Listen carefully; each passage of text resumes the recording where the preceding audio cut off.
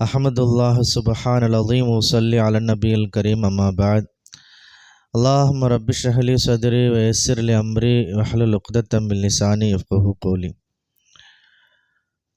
அன்பு சகோதரர்களே சகோதரிகளே, அஸ்ஸலாமு அலைக்கும் வரஹ்மத்துல்லாஹி தஆலா வபரகாத்துஹு. மற்றும் ஒரு புத்தக ஆய்வுரையில் நாம் சந்திக்கின்றோம். அல்லாஹ்விற்கே எல்லா புகழும்.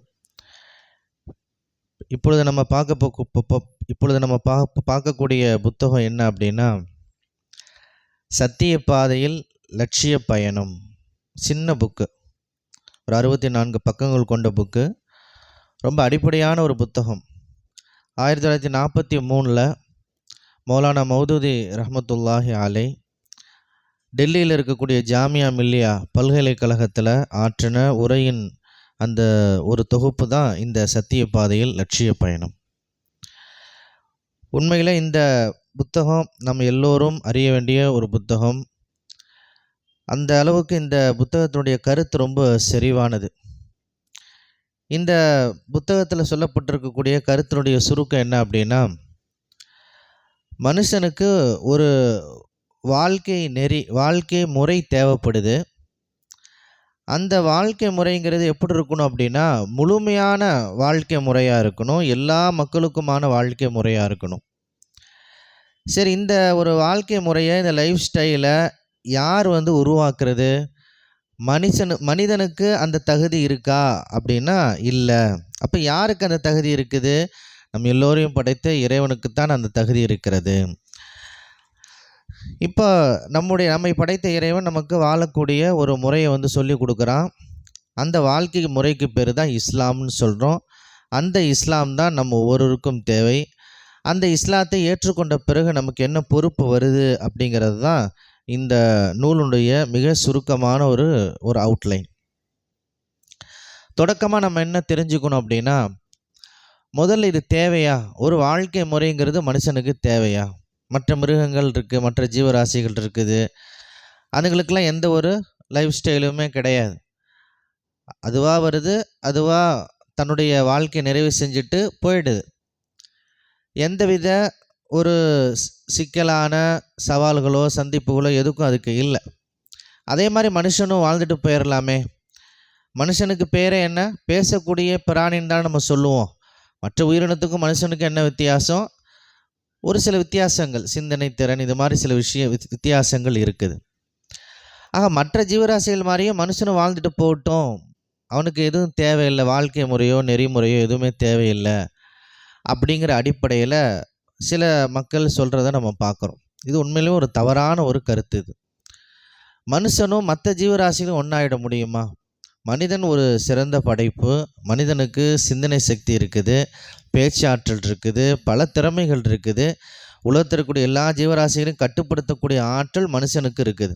இப்போ மனுஷனையும் மற்ற ஜீவராசிகளையும் ஒப்பிடுறதே முதல்ல தவறு. ஆகவே மனிதனுக்கு தனிப்பட்ட ஒரு வாழ்க்கை முறை தேவை அப்படிங்கிறத முதல்ல நம்ம விளங்கணும். இதை கூட நம்ம விளங்கலை அப்படின்னா நாம் மனிதர்களாக இருப்பதற்கே தகுதி இல்லை.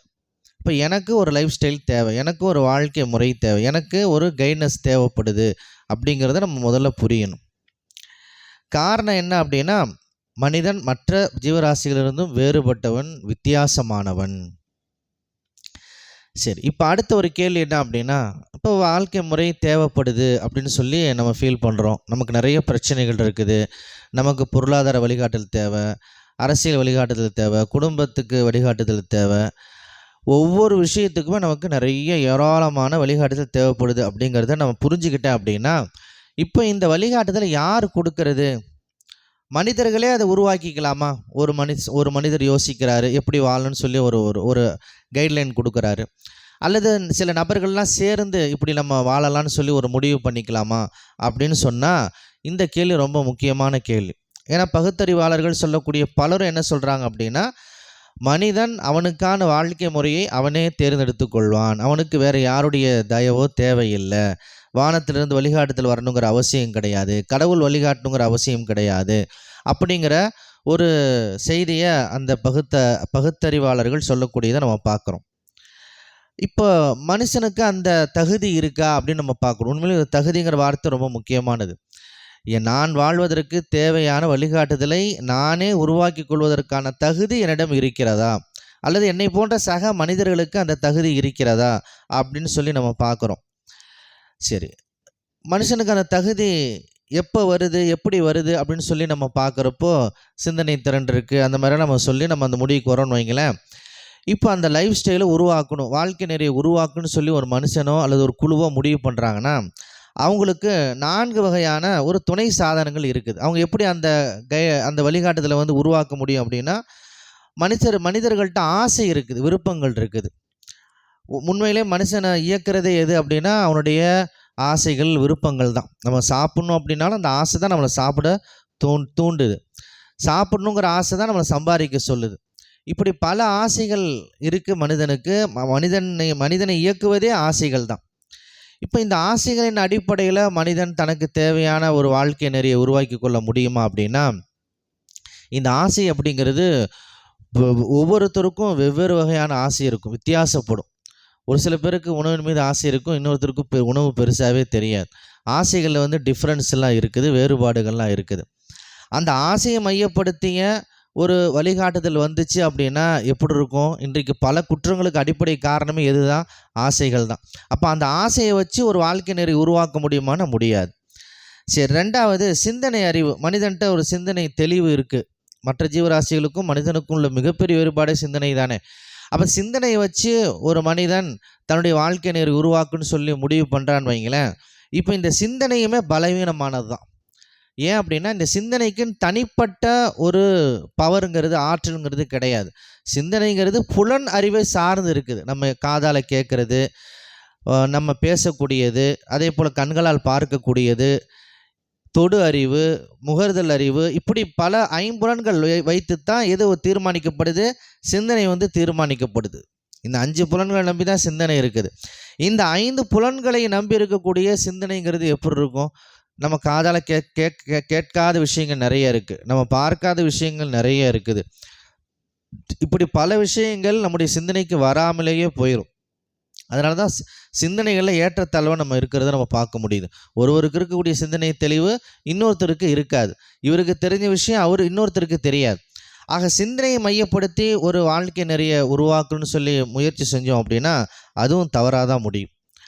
அதே போல் 3வது விஷயம், ஆராய்ச்சி செஞ்சு, ஆய்வு செஞ்சு, விஞ்ஞானம் நம்மள்கிட்ட இருக்குது, விஞ்ஞான அறிவு இருக்குது. இந்த வகையில் சோதனை கூடத்தில் ஏதாவது ஒரு விஷயத்தை வந்து அறிவியல் பூர்வமாக நம்ம யோசித்து ஒரு வாழ்க்கை நெறியை உருவாக்கலாம் அப்படின்னா, ஆய்வகத்தில் சோதனை செஞ்சு ஒரு வாழ்க்கை நெறியை உருவாக்க முடியுமானா அதுவும் முடியாது. ஏன்னா இது என்ன கிடையாது, ஒரு ஆய்வு பொருளுங்கிறது கிடையாது. இது வந்து மனிதனுடைய அன்றாட வாழ்க்கை சம்பந்தப்பட்டது. சரி, 4வது ஒரு வாழ்க்கை நெறி உருவாக்குறோம், வரலாறை வச்சு உருவாக்கலாம். அதுக்கு ஒரு ஆப்ஷன் இருக்குது. கடந்த கால அவர்களுடைய தவறுகள், அவர்களுடைய நிறை குறை இதெல்லாம் வச்சு நம்ம இப்படி தான் இப்போ ஒரு லைஃப் ஸ்டைல் உருவாக்கணும்னு சொல்லி உருவாக்கலாமான்னா தாராளமாக அதற்கான வாய்ப்பு இருக்குது. ஆனால் இந்த வரலாறு அப்படிங்கிறது வரக்கூடிய மக்களுக்கு தான் பலன் தரும் ஒழிய கடந்து போன மக்களுக்கு என்ன செய்யாது? பலன் தராது. வாழ்க்கை நெறி அப்படின்னா மனிதர்கள் எல்லோருக்கும் தேவை இல்லையா? அப்போ இறந்து போனவங்களுக்கு ஒரு வாழ்க்கை நெறிங்கிறது யார் உருவாக்குறது? இப்போ நமக்கான வாழ்க்கை நெறி நம்ம உருவாக்கிட்டோம், நமக்கு பின்னால் உள்ளவங்களுக்கு ஓகே, முன்னால் உள்ளவங்களுக்கு. அப்போ வாழ்க்கை நெறி அப்படிங்கிறது எல்லோருக்கும் தேவைப்படுது இல்லையா? எல்லா மனிதர்களுக்கும் தேவைப்படுது. அப்போ வரலாறுங்கிறது உருவான பிறகு வரக்கூடிய மக்களுக்கு தான் பயன் தரக்கூடியது. இப்படி இந்த 4 அம்சங்கள், ஆசைகள், சிந்தனை, ஆராய்ச்சி செய்வது, 4வது வரலாறு, இந்த 4 அம்சங்களின் அடிப்படையில் தான் ஒரு மனுஷன் வாழ்க்கை நெறியை வந்து யோசிக்க முடியும். இந்த 4மே பலவீனமானது அப்படிங்கிறப்போ தன்னால் ஒரு வாழ்க்கை நெறியை உருவாக்க முடியாது அப்படிங்கிறத புரிந்து கொள்வதை தவிர வேறு வழி கிடையாது, வேறு ஆப்ஷன் கிடையாது. மனுஷனால் கண்டிப்பாக முடியாது. சரி, மனுஷனால் முடியாது அப்படின்னா இப்போ வேறு யார் வந்து அதை உருவாக்குவா? ஒரு மனிதனோ சக மனிதர்களோ ஒரு மனிதருடைய குழுவோ சேர்ந்து நம்ம எப்படி வாழணும்னு சொல்லி முடிவு செய்ய முடியாது அப்படின்னா அப்போ அந்த பொறுப்பு வந்து யார்கிட்ட வந்து ஒப்படைக்கிறது அப்படிங்கிறப்போ நம்மை படைத்த இறைவன்கிட்ட தான் அதை ஒப்படைக்கணும். காரணம் என்ன அப்படின்னா, நம்மளை படைச்சது அவன்தான். நம்மளை படைச்சிட்டு அல்லாஹ் வந்து நம்மளை படைக்கிறதுக்கான ஆற்றல் இருக்குது. ஆனால் நம்ம மேலே அல்லாஹ்வுக்கு எந்த அக்கறையும் இல்லை. அந்த மனுஷன் எப்படி வேணாலும் வாழ்ந்துட்டு போகட்டும், நல்லது கெட்டது எதுவோ அவனே செஞ்சுக்கிட்டோம் அப்படின்னு சொல்லி அல்லாஹ் விட்டுருவான் அப்படிங்கிறது ஒரு முரண்பாடான விஷயம். நம்மளை படைச்சிட்டான், அப்போ நம்ம மேலே அக்கறை இல்லைன்னு சொல்லி நம்ம எப்படி சொல்ல முடியும்? அக்கறை இருக்கிறதால நமக்கு தேவையானதெல்லாம் செஞ்சு கொடுக்குறான். அப்போ தேவையானதையெல்லாம் செய்து கொடுக்கின்ற அந்த படைப்பாளன் நமக்கு தேவைப்படக்கூடிய ஒரு விஷயந்தான் நமக்கு ஒரு வாழ்க்கை நெறி தேவை. அப்போ அதுவும் நமக்கு தேவை தானே. ஆக்சிஜன் எப்படி தேவையோ, தண்ணீர் எப்படி தேவையோ, எப்படி நம்ம வாழணுங்கிற அந்த வாழ்க்கை முறையும் நமக்கு ஒரு தேவை. அந்த தேவையும் இறைவன் தான் செஞ்சு கொடுக்கணும் அப்படிங்கிறது தான் ஒரு சரியான அணுகுமுறையாக இருக்க முடியும். காரணம் என்ன அப்படின்னா, படைப்பாளனுக்கு தான் தெரியும் நம்முடைய பலம் என்ன, பலவீனங்கள் என்ன. எல்லா எல்லா மனிதர்களுக்கும் இறைவன் வழிகாட்ட முடியும். அதே போல் உலகத்தில் வாழக்கூடிய எல்லா மக்களுக்கும் ஒரு பொதுவான ஒரு வழிகாட்டுதலை இறைவனால் மட்டும்தான் வழங்க முடியும். மனிதர்கள்ட்ட அந்த உரிமையை ஒப்படைச்சோம் அப்படின்னா என்ன ஆகும்? அவன் பார்க்கின்ற சக மனிதர்களுக்கு என்ன ரசனை இருக்கிறதோ, என்ன ஆசைகள் இருக்கிறதோ, அதன் அடிப்படையில் தான் ஒரு வாழ்க்கை நெறியை கட்டமைக்க முடியும். அவன் பார்க்காத மனிதர்களை பற்றி அவனுக்கு ஒன்றுமே தெரியாது. அவன் பழகாத மனிதர்களை பற்றி ஒன்றுமே தெரியாது. அப்போ இறைவனுக்கு மட்டும்தான் எல்லா மக்களையும் பார்க்கின்ற ஒரு அதிகாரம் இருக்கிறது, வாய்ப்பு இருக்கிறது. ஆகவே எல்லா மனிதர்களுக்கும், முதல் மனிதரில் தொடங்கி கடைசி மனிதர் வரை எல்லோருக்கும் வழிகாட்டக்கூடிய ஒரு அற்புதமான வாய்ப்பு இறைவனுக்கு மட்டும்தான் இருக்கிறது. உண்மையான முழுமையான அறிவு கொண்டவன் இறைவன் தான். அவனை நம்மளை படைச்சதுனால நம்மள்கிட்ட இருக்கக்கூடிய பலவீனங்கள்லாம் அவனுக்கு தெரியும். ஆகவே இறைவனிடம்தான் அந்த பொறுப்பை நாம் ஒப்படைக்கணும். இன்னும் சொல்லப்போனால் மனிதர்கள் சக மனிதர்களுக்கு வழிகாட்ட முடியுமா? ஒரு பலவீனமானவன் இன்னொரு பலவீனமானவனுக்கு வழிகாட்ட முடியுமா? நானே பலவீனமானவன், நான் எப்படி வாழணும்னு சொல்லி இன்னொரு மனுஷனுக்கு நான் எப்படி வழிகாட்ட முடியும்? ஆனால் இறைவன் படைத்தவன் பலவீனமற்றவன், எல்லா வகையான ஆற்றலும் பொருந்தியவன். ஆகவே இறைவன்ட்ட அந்த பொறுப்பு ஒப்படைக்கிறோம். அப்போ இறைவன் தான் எனக்கு வழிகாட்ட வேண்டும் அப்படிங்கிற அடிப்படையில் தான் நம்ம இந்த வாழ்க்கை நெறியில் ஒரு முடிவு எடுக்கணும். அப்போ மனிதர்கள் நமக்கான வாழ்க்கை நெறியை உருவாக்கி கொள்ளக்கூடாது. இறைவனிடம் அந்த பொறுப்பை ஒப்படைத்து விட வேண்டும். இப்போ இறைவன்ட்ட அந்த பொறுப்பை ஒப்படைச்ச உடனே இறைவன் என்ன செய்கிறான்னா, அந்த வாழ்க்கை நெறிமுறையை போதிப்பதற்காக இறை தூதர்கள் அனுப்புகிறான். முதல் மனிதர் முதல் தூதர் அவர்களில் தொடங்கி கடைசி வரை அல்லாஹுடைய தூதர்கள் கொண்டே இருக்கின்றார்கள். கடைசி தூதர் முஹம்மது ஸல்லல்லாஹு அலைஹி வஸல்லம் அவர்கள் வரை. அதற்கு பிறகு இந்த அல்லாஹுடைய வழிகாட்டுதலை போதிப்பதற்கு இறுதி இறைத்துதரை ஏற்றுக்கொண்ட மக்களாகிய நாம் பிரதிநிதியாக இருந்து இந்த இறைநெறிய மக்களுக்கெல்லாம் எடுத்து சொல்ல போகிறோம். வாழ்க்கை முறை சொல்ல போகிறோம். இப்போ இந்த அல்லாஹுடைய வாழ்க்கை நெறிமுறைக்கு பேர் தான் திருக்குரான் இஸ்லாம் அப்படின்னு சொல்லுது. இந்த இஸ்லாத்தை போதிப்பதற்காகத்தான் எல்லா இறை தூதர்களும் வந்தார்கள். இந்த இஸ்லாம் என்பது மட்டும்தான் ஒரு முழுமையான வாழ்க்கை நெறி, எல்லா மக்களுக்குமாக வழிகாட்டக்கூடிய ஒரு அற்புதமான ஒரு வாழ்க்கை நெறி. எல்லா மக்களுக்கும் இது வழிகாட்டுது. இதில் பணக்காரனுக்கு, ஏழைக்கு, தொழிலாளிக்கு, முதலாளிக்கு, ஆண்களுக்கு, பெண்களுக்கு, எல்லோருக்கும் இதில் வழிகாட்டுதல்ங்கிறது உண்டு. அதே போல் ஒரு மனுஷனுக்கு தேவைப்படக்கூடிய எல்லா துறைக்குமான வழிகாட்டுதல் இதில் இருக்குது. குடும்பவியல் இருக்குது, அரசியல் இருக்குது, வணக்கவியல் இருக்குது. எப்படி நம்ம தனிப்பட்ட வாழ்க்கையில் வாழணும், கூட்டு வாழ்க்கையில் நம்ம எப்படி வாழணும், எல்லாவற்றிற்குமான ஒரு அற்புதமான வழிகாட்டுதலை கொண்டது தான் இஸ்லாம் அப்படிங்கிறது. அப்போ இஸ்லாம் என்பது எல்லோருக்குமானது, எல்லா துறைகளுக்குமானது. அதனால தான் அல்லாஹ் திருக்குரானில் குறிப்பிட்டு காட்டுகிறான், இன்ன தீன இந்தல்லாஹில் இஸ்லாம்.